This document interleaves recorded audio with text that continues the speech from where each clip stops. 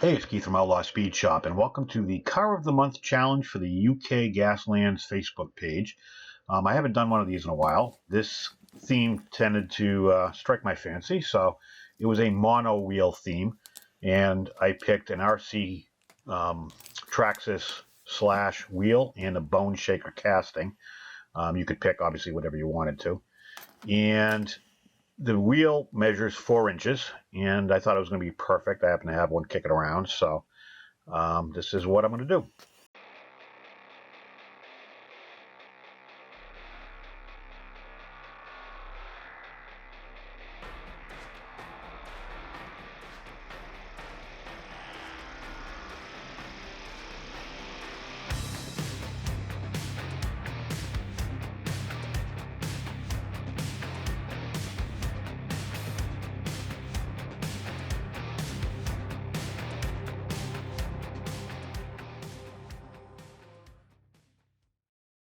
So yeah, as I said, I haven't done one of these in a while. I just haven't had time.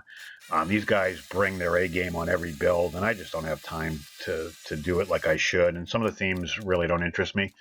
And this one I just did more as a personal challenge. I know it won't be as good as I've already seen some of the other ones already, and they're amazing, heads and tails above what I did.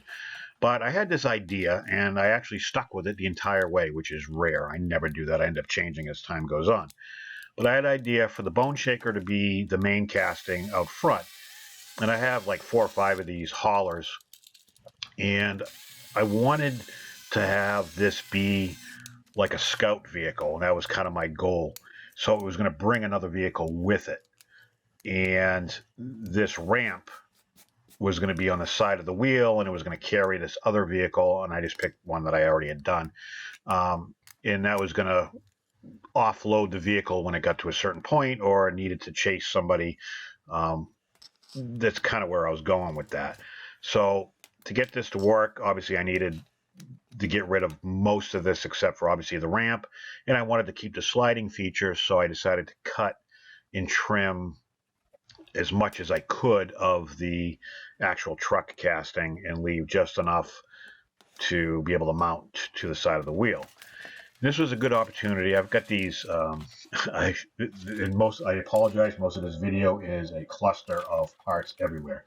But I had this, to me, a tank that I had bought, I don't know, maybe a year ago, and I also bought this Warhammer tank as well for projects that I did in the past, and I didn't use much out of them.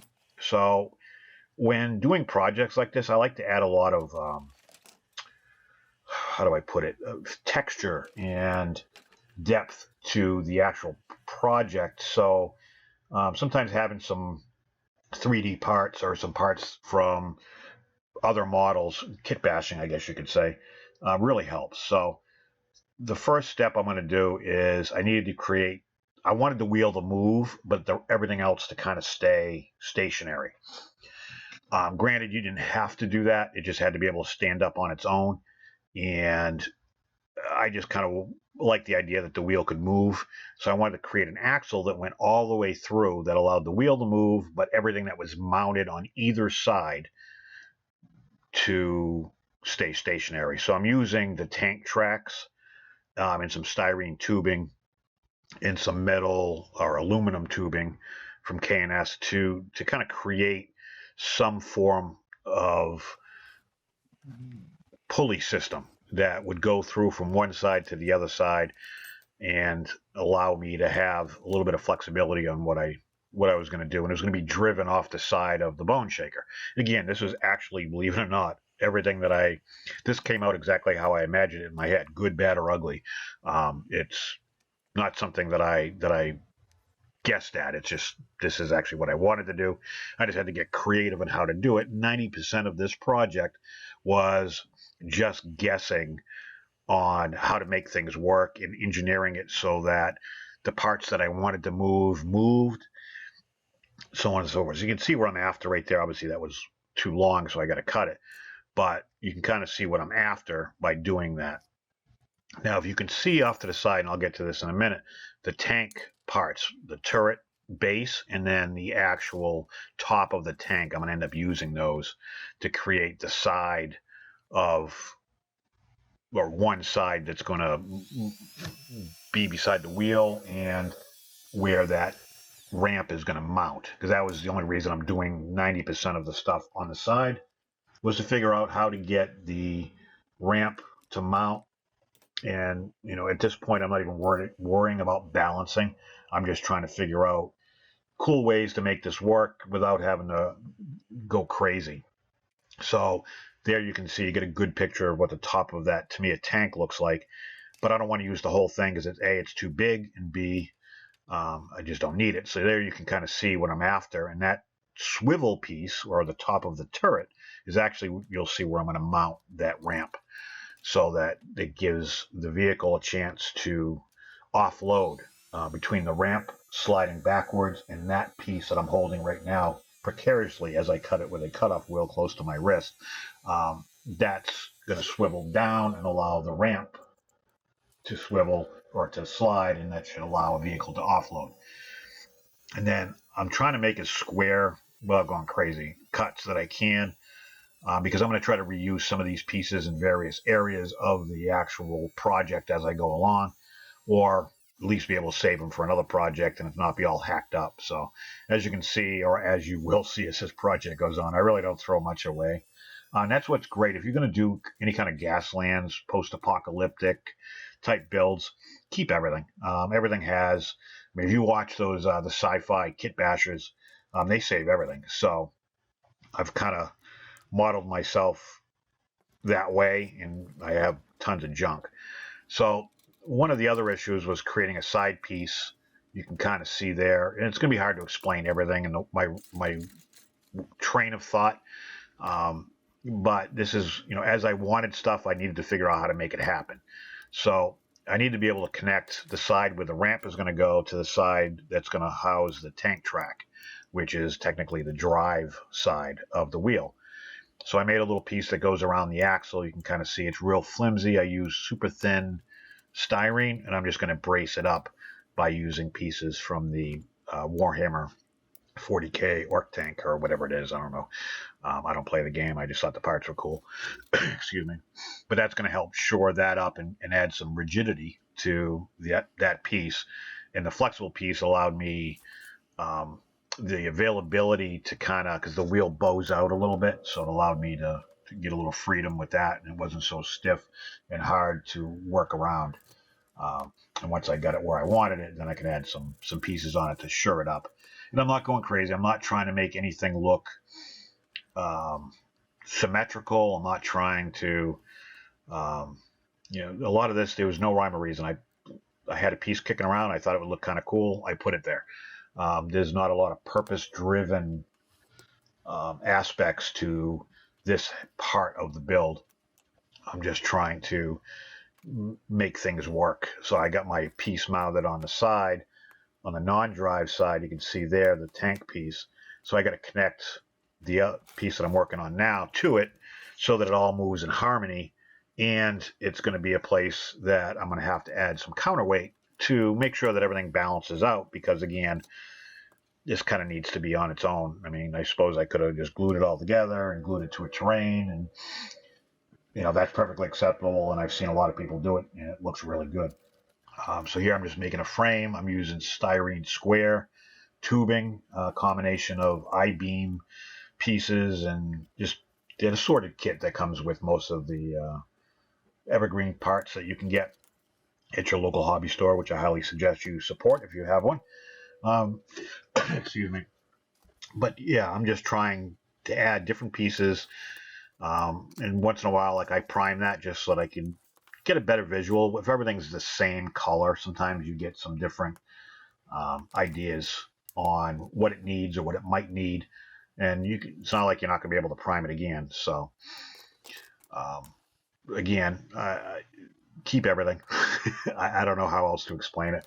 You never know what you're going to need for little bits and bobs and stuff like that. So I just try to save what I can, and every once in a while I'll go through and throw things away.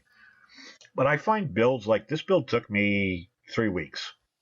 I didn't work on it the full time. I just off and on. But here you can kind of see, if I interrupt myself, what I'm trying to accomplish by mounting ramp on the side that's going to swivel.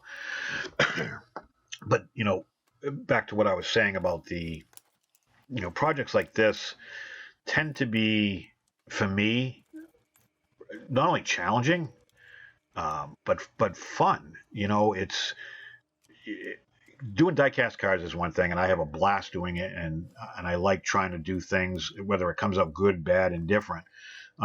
Do things a little bit different, and these types of builds and these types of challenges really allow me the flexibility to push my thought process on how I'm going to do things, and you have to think a little bit ahead, just a little bit. So in the end, I really enjoy these. And again, I don't do them as often as I should, but I do really find that things that are out of the norm like this, I mean, a mono wheel, Gaslands type, I mean, it's just one of those things you really have to put your thinking caps on and put some thought into it. You don't just take something apart and paint it and put it back together. You got to really, dig deep and know that you're up against. I mean, the challenges in this group that are participating are phenomenal. I mean, beyond phenomenal. And this, if you look at mine and like it, go check out everybody else's, because I'll be in the bottom two. That's how good these guys are. So, as you can see, I am really hacking the crap out of this BoneShaker. I cut the tail off. I cut the gas tank off. I'm cutting the nose of the actual casting off. I'm going to use the gas tank in someplace else, but the rest of it I really don't use, except for the cab and then what's left of the interior and the motor, because obviously it needs a motor to be able to drive the wheel, which is the whole point of this build. And obviously I had to incorporate a vehicle into it. I could have picked anyone. I happened to pick the BoneShaker, just because I happen to have it sitting on my desk. And I don't really do much with BoneShakers, so I figured it was a good opportunity to cut one up and put it to good use. So again, you can kind of see cutting it and then cutting it some more, and then I cut it some more. And again, it's the great thing about these builds is there's no right or wrong. I mean, you're just going to do what you want to do, and you figure out how to make it work. So again, it allows that creative flexibility, and really push you to a different level of a build, in an area that you might not normally even think about going. And that makes you a better, in my opinion, and it's just my worthless opinion, I think it makes you a better customizer, builder in general, when you can go outside of your comfort zone and build something and know you're going against top tier people. So anyways, so now I got to figure out how to mount this, and I want the BoneShaker, and this was again my vision from the beginning. I wanted this out front, and that also presented a little bit of a challenge to me on how to get things balanced. And even though I'm not putting a ton of thought into that at this stage of the build, it's still something I had to worry about and make sure that at some point, things worked out. So you can kind of see here, I've got the BoneShaker mounted. I've got the, I'm going to call it the drive axle with the pulley set up. I'm adding some orc guns to it. This is a scout vehicle. It's not supposed to be heavily armored. It doesn't have a lot of protection. It's designed to be fast and agile. And I don't know about the agile part by the time I'm done, but you can kind of see I added a skull from the Citadel kit. I added some more bits and bobs, tank parts, just a little bit of everything, and it starts to take shape. And if you look right next to that can, there's a square that I'm holding where my hand is. Inside of there is my balancer. That is a lead weight I had bought for or for racing, like Hot Wheels downhill racing. You add a little weight to the vehicles to make them go faster. So I bought a whole box of lead weights. Never made a single car. So I got a whole box of lead weights doing absolutely nothing. So I finally found a use for it. And at least one of the, I think, 100 that came in the box. You'll see there, I'm using some different air paints from Vallejo. I just did that for color. I went with the Rust-Oleum or whatever that was, rust-colored paint, and which is like hot rod red primer. And then I did a little bit of black over it from down below to add some shading. So when I did paint, or if I didn't want to paint certain areas, I already had some color to it. Here I've got some multi-stranded wire that was, I think it was a 6-conductor wire I grabbed from work. I stripped it down. I'm just adding a little bit of, again, more texture, more areas to add a little bit of depth and pulls the eye from certain things. So that's kind of what I was doing. And if you had a keen eye, you kind of caught, I had a skid plate on the front. I did that before I realized that technically it did have to stand on its own. So I took it off. And what I did is I added a couple RC wheel weights for 1/24 scale rock crawling vehicles. You can see them right there. They're gold underneath. I glued those underneath, and it was the perfect balance between that and then the weight on the drive side of the wheel. So this does stand on its own, which is great, and without having to glue anything down. And then it's just a matter of adding some paints, rust effects. This you can go nuts. I went with a little bit of a green theme with some yellow and red, and I'm completely colorblind anyway. So again, it's a scout vehicle. So I just kind of went and had fun with it. I had a ton of rust, sand effects. Just try to pick some sort of a color scheme to a degree, but for the most part, this was just so much fun to paint. And it was big enough where it's not like painting a miniature where you're going crazy and you're going to go blind.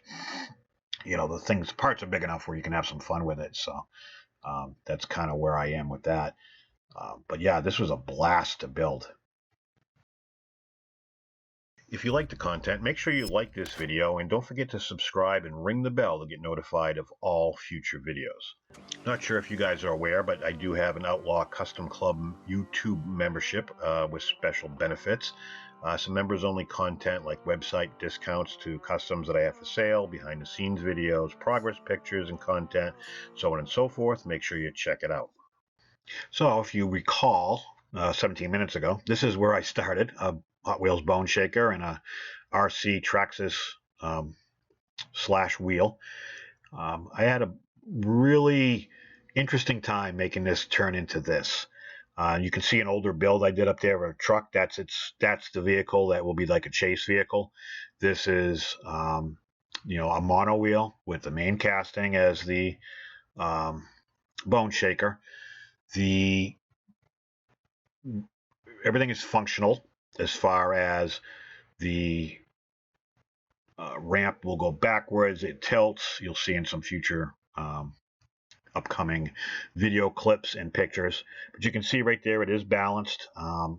Again, you'll be able to see better with some other pictures like that one. Overall, this thing, I'm happy with it. I know it's not probably winning quality, but it's okay because I'm happy with the way it came out, and it pushed me to new heights. And I think that's what all these challenges are really about anyways.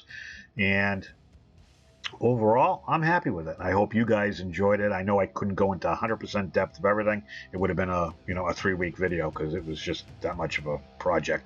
But overall, I like it. I hope you guys like it. Let me know in the comments down below. And if you're on Facebook, make sure you check out the Gaslands UK page. And thank you very much for watching, and I'll catch you on the next one.